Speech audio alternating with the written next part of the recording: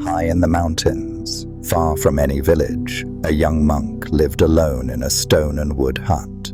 He had chosen silence, not out of grief, but out of clarity. He believed that truth could only be found in stillness, far from people, far from noise, far from want. Each morning, he walked down to the base of the hill to collect water and a small portion of rice from a nearby village. He spoke to no one. At night, he didn't light a lamp. He sat in the dark, breathing, watching his mind. One night, as a thick fog rolled over the hills, he heard something, soft, uneven steps crushing dry leaves. He stepped outside. At the edge of the trees, a woman was crouched on the ground, soaking wet, shivering, barefoot. Her dress was torn, her face scratched. She looked up but didn't speak, just lifted a hand, weakly, pleading. The monk hesitated. His vow was clear: no attachments, no deviations. But he stepped forward anyway. He helped her into the hut, wrapped her in a blanket, and, for the first time in many years, lit his lantern. That night, she didn't speak. She lay on the floor, curled under the blanket, her eyes barely open. The monk sat in silence, but his thoughts were loud, uncomfortably loud. He wasn't used to company. He wasn't used to feeling responsible. The next night, she was still there, a little stronger. She sat up and whispered, "Thank you for not leaving me out there." He nodded, but said nothing. On the third night, she asked, "Do you speak?" His voice cracked. "Only when it matters." She smiled faintly. Then, slowly, her words began to come out.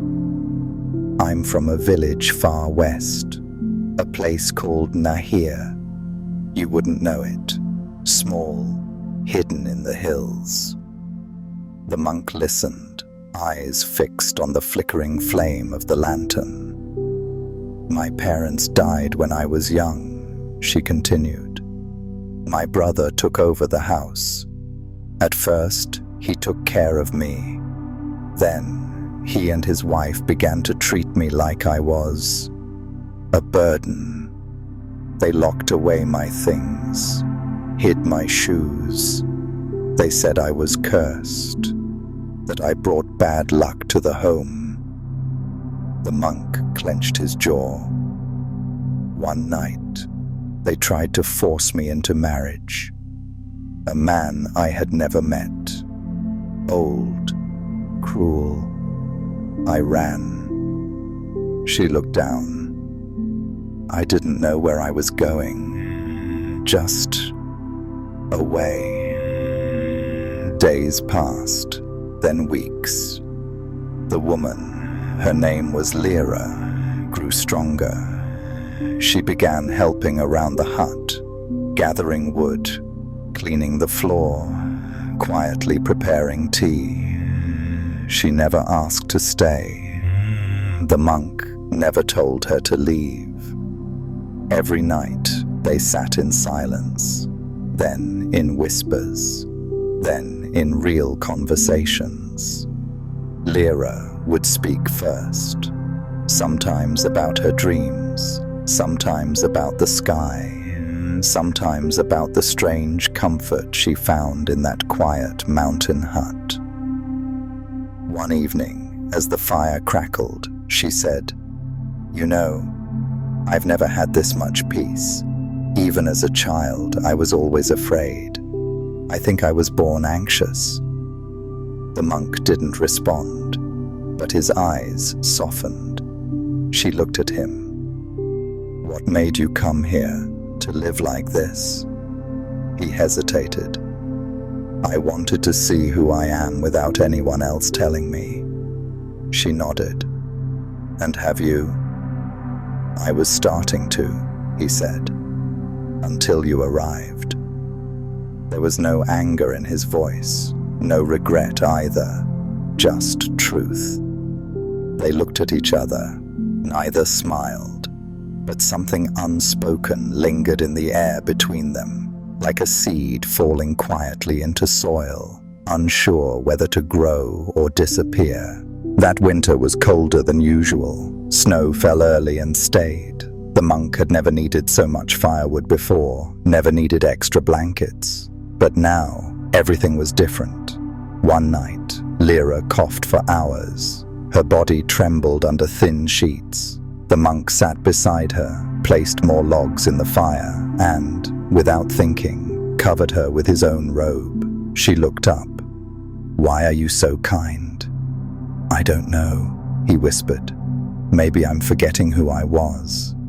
He didn't leave her side that night. The days blurred. Meditation became harder. Silence felt heavy. His thoughts, once sharp and steady, grew cluttered. His breath, once controlled, now wavered with every passing glance between them. One night, as they shared tea, their hands touched. She didn't pull away, neither did he. The next night, she didn't sleep on the floor. She lay near the fire, and he stayed near her. No words were spoken, no promises made, just warmth, quiet, presence. A sacred vow dissolved in silence. By spring, Lyra was no longer a guest. She cooked, he planted. They shared everything. Even the silence wasn't the same anymore. It had changed shape, become something softer, something less holy. And the lantern, it never went out again. By summer, their garden was full. Cabbage, potatoes, beans. Lyra smiled more now. She would sing while cooking, laugh at the crows, braid wildflowers into her hair. The hut smelled of life, fresh herbs, firewood, and sometimes baby clothes. Because Lyra was pregnant, the monk, no, the man he was now, chopped wood daily, fetched water, tended to the soil. Meditation was a memory.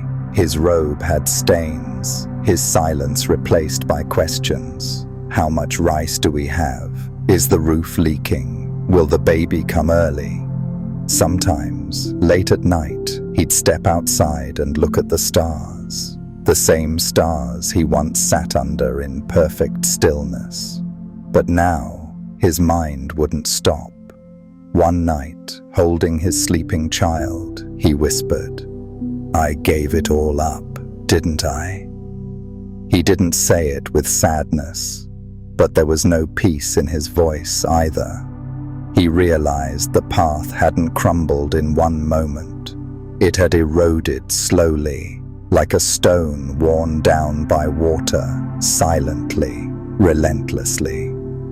The monk who once walked into the mountains to lose everything had found it all again.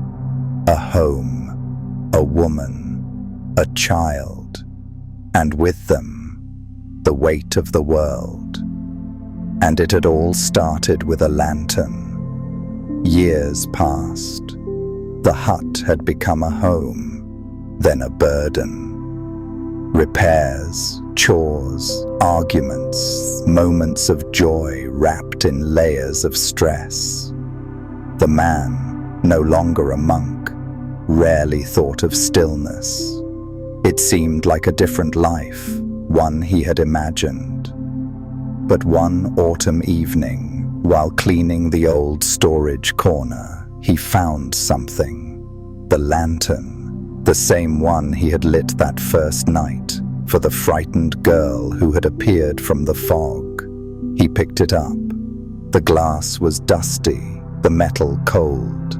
He sat down, lantern in hand, and closed his eyes. And it all came back. The silence, the vows, the clarity, the mountain wind, the person he had once been, before he allowed one flicker of light to grow into a flame that consumed his path. Later, when his own son asked him about his time as a monk, he said only this: "Never light the lantern." He didn't mean fire, he meant indulgence. He meant emotion without awareness. He meant letting the mind slip just once, because that's how it begins. The mind doesn't ask for much, just a crack, just one moment, one exception, one broken rule. And then it grows, slowly, quietly, until one day you look around and realize you are no longer walking your path. You're just surviving someone else's. So never light the lantern, not even once.